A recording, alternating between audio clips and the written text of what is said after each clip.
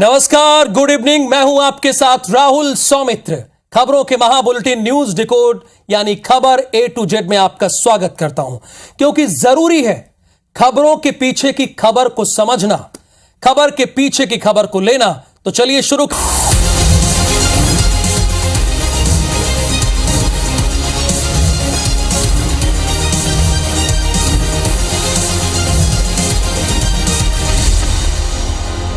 News decode में सबसे पहली खबर जो आज पूरे दिन भर छाई रही, बेमेतरा के गांव बीरनपुर से खबर है, जहां हिंसा की वारदात हुई। IBC 24 की टीम ग्राउंड जीरो पर पहुंची। सोमवार को कैसे थे गांव के हालात, यह जानने के लिए आपको हमारी इस रिपोर्ट को जरूर देखना होगा।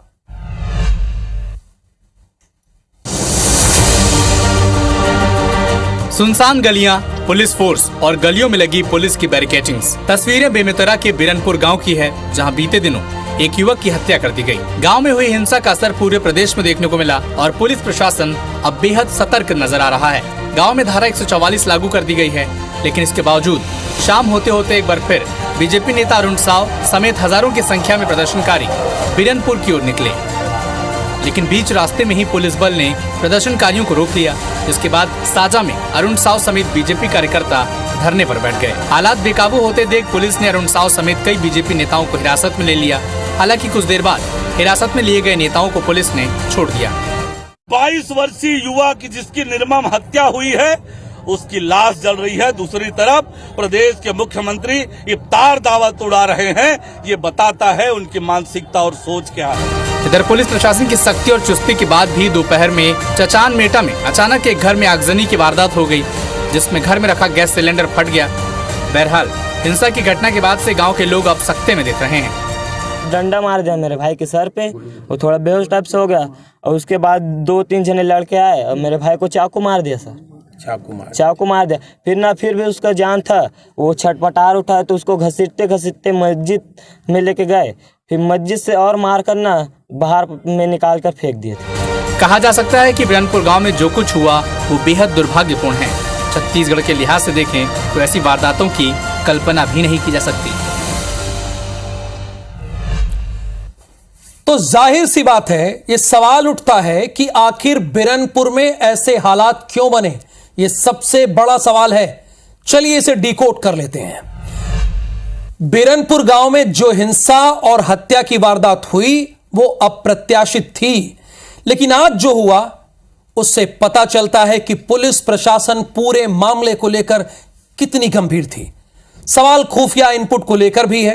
क्यों आज बीरनपुर गांव में इतनी बड़ी संख्या में भीड़ इकट्ठा होने दिया गया? क्यों हालात को काबू में करने की कोशिश नहीं की गई? कैसे धारा 144 लागू होने के बाद भी स्थिति नियंत्रण से बाहर हो गई? ये बड़ा सवाल है।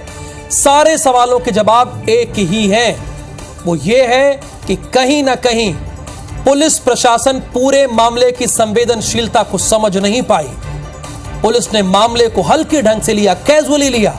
बहरहाल फिर भी सुकून की बात यह है कि हालात ज्यादा खराब नहीं हुए। खैर, उम्मीद करते हैं कि अब पुलिस प्रशासन चौकस रहेगा और प्रदेश में शांति की स्थिति बनी रहेगी। तो रविवार से ही बीरनपुर में हुई घटना को लेकर छत्तीसगढ़ में बंद का आह्वान किया गया था। बीरनपुर से उठी चिंगारी हर तरफ फैल गई है, लेकिन इसके बावजूद छत्तीसगढ़ में कैबिनेट मंत्री, मैं एक बार फिर बता रहा हूं, छत्तीसगढ़ के कैबिनेट मंत्री अमरजीत भगत ने एक गैर जिम्मेदाराना बयान दिया है और मैं इस बात को पुख्ता तौर पर कह सकता हूं। आप जरा उनका बयान सुनिए पहले।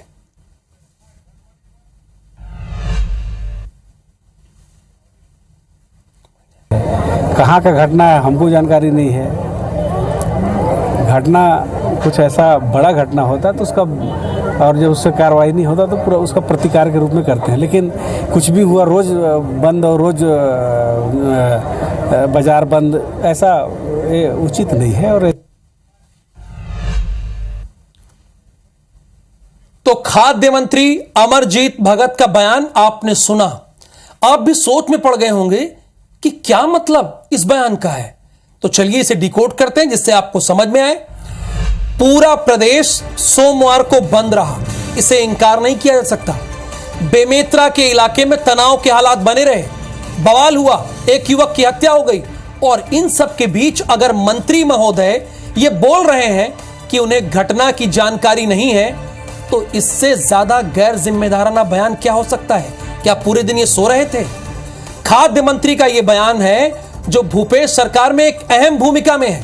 ऐसे में सरकार के मंत्री ऐसा कह रहे हैं तो जाहिर सी बात है कई सवाल खड़े हो रहे हैं। क्या मंत्री महोदय मामले की गंभीरता को नहीं समझ रहे हैं, या वाकई उन्हें घटना की जानकारी नहीं है? अगर ऐसा है तब तो और ज्यादा गंभीर बात है। मंत्री हैं, कैबिनेट मिनिस्टर हैं पूरे प्रदेश के, और आपके प्रदेश में क्या हो रहा है ये आपको पता नहीं, हवा हवा में सब कुछ है। वारे मंत्री महोदय। बहरहाल सरकार को प्रदेश में होने वाली हर घटना की जानकारी रखनी चाहिए, और अगर ऐसा करने में वो असफल हैं तो कह सकते हैं कि प्रदेश का मालिक जो है वो भगवान है, इसमें कोई दो राय नहीं है। तो चलिए आगे बढ़ते हैं दूसरी खबरों में। सोमवार को विहिप ने छत्तीसगढ़ बंद का आह्वान किया था, जो काफी हद तक सफल रहा।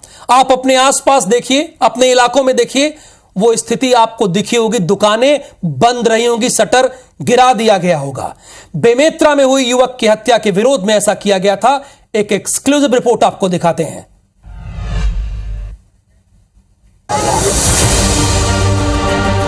स्क्रीन पर आप छत्तीसगढ़ के अलग अलग शहरों की तस्वीरें देख रहे हैं। सोमवार को विश्व हिंदू परिषद ने छत्तीसगढ़ बंद का आह्वान किया, जिसका प्रदेश में व्यापक असर देखने को मिला। बंद का आह्वान बेमेतरा में हुई युवक की हत्या के विरोध में किया गया। बात राजधानी रायपुर की करें तो विश्व हिंदू परिषद और बजरंग दल ने 4 अलग अलग जगहों पर चक्का जाम भी किया, तो नए बस स्टैंड में कुछ बसों में तोड़फोड़ भी की गई। बंद से सबसे ज्यादा परेशानी यात्रियों को हुई, तो दूसरी तरफ बीजेपी के प्रतिनिधिमंडल ने राज्यपाल से मुलाकात की। बिल्कुल बेमेतरा वाली घटना को लेकर भी हमने चिंता व्यक्त किया है और बताया है कि छत्तीसगढ़ में जिस प्रकार डेमोग्राफिक चेंजेस होने लगे हैं, जिस प्रकार एक समाज के लोग जिस प्रकार से आतंक और भय फैलाने का प्रयास कर रहे हैं, मुझे लगता है इसमें सरकार की असफलता है। तो कांग्रेस का कहना है कि बेमेतरा की घटना सांप्रदायिक नहीं है, बीजेपी मामले को तूल दे रही है। ये कोई धार्मिक घटना नहीं है, ये 2 परिवारों से 2 लोगों की आपसी झगड़ा है। भारतीय जनता पार्टी इस काम में माहिर है कि आपसी झगड़े को विवाद में पैदा करना। कुल मिलाकर कहा जा सकता है कि बेमेतरा की घटना बेहद गंभीर है और इसकी निष्पक्ष जांच होनी चाहिए और दोषियों के खिलाफ सख्त से सख्त कार्रवाई हो। तो बेमेतरा के बिरनपुर में हुई हिंसा और हत्या का असर पूरे प्रदेश पर हुआ है। छत्तीसगढ़ बंद रहा। सवाल यह पैदा होता है कि आखिर बंद वाली पॉलिटिक्स का क्या असर होता है, यह जानना बहुत जरूरी है। इसीलिए हमारी टीम ने इस खबर को डिकोड करने का निर्णय लिया है। पहली बात यह है कि हर राजनीतिक दल बंद वाली राजनीति करती है। विपक्षी दलों को बस मौका मिल जाए, वो शहर और प्रदेश को बंद करके सरकार पर एक नैतिक दबाव बनाने की कोशिश करते हैं। बेमेतरा मामले में भी हिंदूवादी संगठनों ने कुछ ऐसा ही किया। बंद वाली पॉलिटिक्स से विपक्ष एक तरह से पूरे प्रदेश की व्यावसायिक गतिविधियों पर विराम लगा देता है। बंद की वजह से करोड़ों के व्यापार का नुकसान होता है, इससे कोई दो राय नहीं है। इसके साथ ही यात्रियों और आम लोगों को भी परेशानी का सामना करना पड़ता है। बंद अगर शांतिपूर्ण रहे तो ठीक ही होता है, नहीं तो कई बार अप्रिय स्थिति भी बन जाती है। कहने का मतलब मेरा यह है कि मुद्दे को बड़ा बनाने और जनता के बीच ले जाने के लिए विपक्ष के पास शहर और प्रदेश बंद करने का ब्रह्मास्त्र होता है। यह उनके लिए सबसे बड़ा ब्रह्मास्त्र है जिसका इस्तेमाल हर विपक्ष करता है। तो चलिए आगे बढ़ते हैं और मध्य प्रदेश की राजनीति में क्या हो रहा है यह भी जानने और समझने की कोशिश करते हैं। कैलाश विजयवर्गीय, नाम तो इनका आपने सुना होगा। कैलाश विजयवर्गीय के शूर्पणखा वाले बयान को लेकर मध्य प्रदेश की सियासत गर्मा गई है।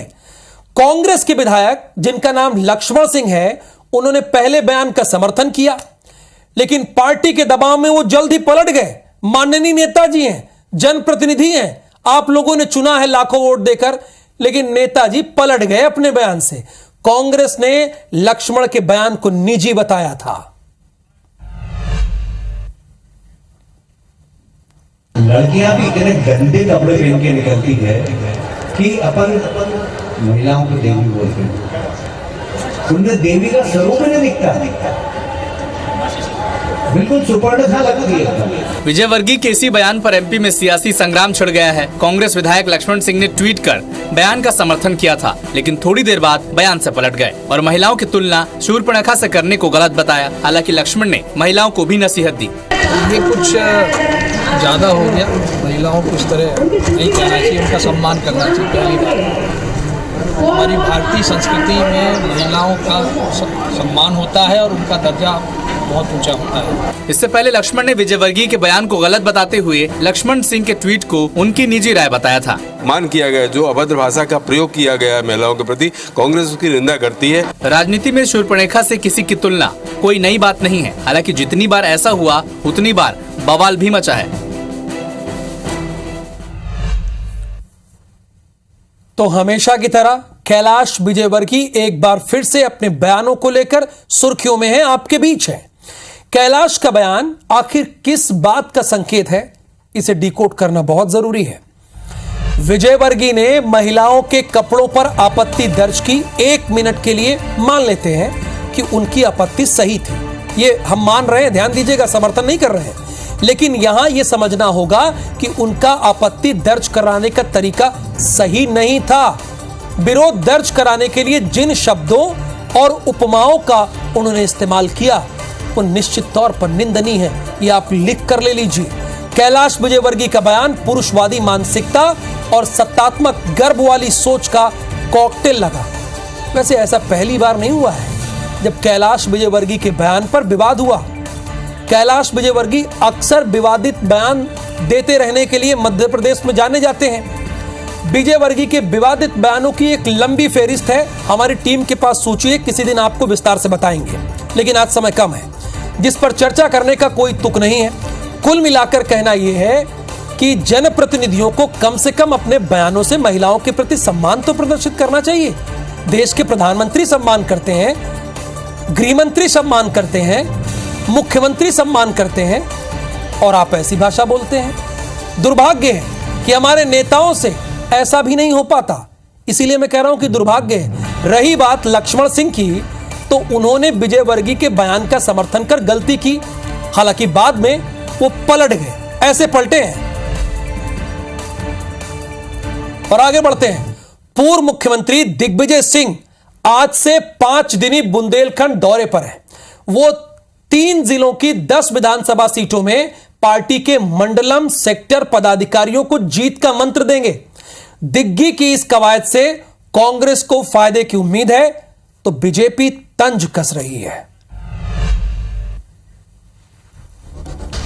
दिग्विजय सिंह ने एमपी में कांग्रेस की सत्ता वापसी का अभियान छेड़ दिया है। दिग्गी पार्टी की जमीन मजबूत करने बुंदेलखंड दौरे पर हैं। 5 दिन में दिग्गी अंचल के 3 जिलों की 10 ऐसी सीटों पर फोकस करने वाले हैं जिस पर कांग्रेस को हार मिली है। दिग्विजय सिंह के दौरे से कांग्रेस को फायदे की उम्मीद है। वहाँ लोगों से मिलेंगे, बातचीत करेंगे, निश्चित तौर पर उसका एक पॉजिटिव रिजल्ट आएगा और कांग्रेस इन सब सीटों पे भारी मतों से जीतेगी। 4-5 दिन का उनका दौरा है और जैसा कि तय था कि भारत जोड़ो यात्रा के बाद वो उन सब सीटों में जाएंगे जहां बहुत सालों से कांग्रेस जीती नहीं। वहीं दिग्विजय सिंह के बुंदेलखंड दौरे को लेकर बीजेपी तंज कस रही है। कैलाश विजयवर्गीय ने तो इसे बीजेपी के लिए शुभ माना है। कांग्रेस बचा ले वही बहुत है, प्रदेश बचाने की बात तो छोड़िए, प्रदेश तो अच्छे सुरक्षित हाथों में, जनता जानती है प्रदेश किन हाथों में सुरक्षित रह सकता है। फिलहाल बुंदेलखंड की 27 में से 7 सीटें कांग्रेस के पास है, लिहाजा कांग्रेस की कोशिश बड़े अंतर को पाट कर जीत की राह आसान करने की है।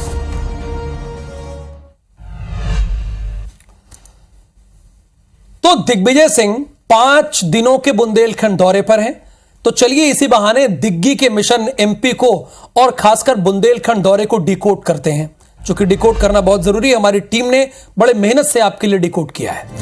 एमपी कांग्रेस के लिहाज से देखें तो दिग्विजय ऐसे लीडर हैं जिनकी पूरे प्रदेश में, यानी पूरे प्रदेश में, पैन मध्य प्रदेश में संगठन के लिहाज से गजब की पकड़ है।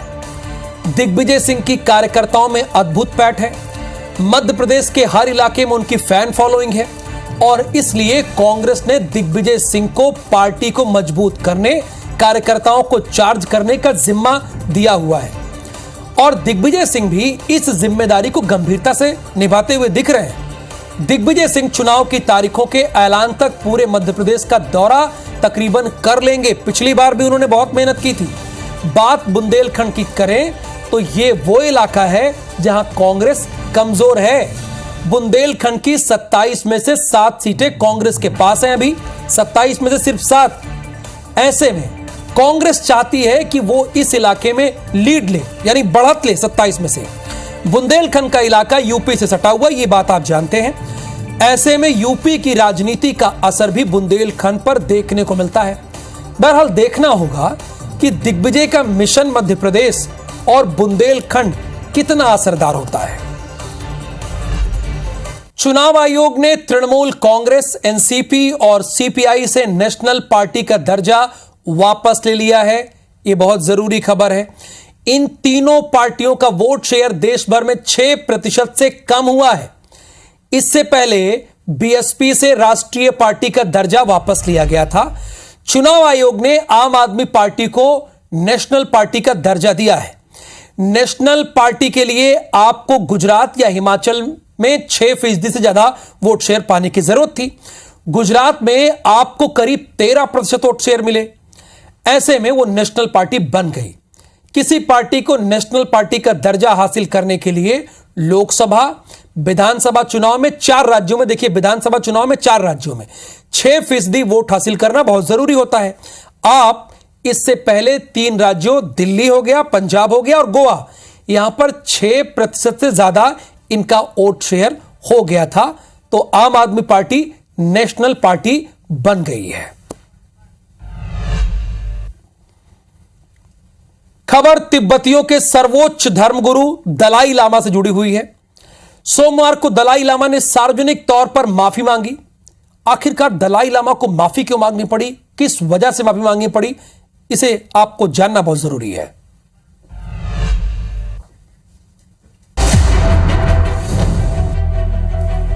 ये तिब्बतियों के सर्वोच्च धर्मगुरु दलाई लामा हैं, जिन्होंने सोमवार को सार्वजनिक तौर से माफी मांगी है। आप सोच रहे होंगे कि आखिर दलाई लामा ने किससे और क्यों माफी मांगी, तो इस सवाल का जवाब इस वीडियो में छिपा है। आप देख सकते हैं कि एक बच्चा दलाई लामा के पास आशीर्वाद लेने पहुंचता है, जिसके बाद दलाई लामा बच्चे के होठों को किस करते हैं और फिर अपनी जीभ निकालकर बच्चे से पूछते हैं क्या वो उनकी जीभ को किस कर सकता है।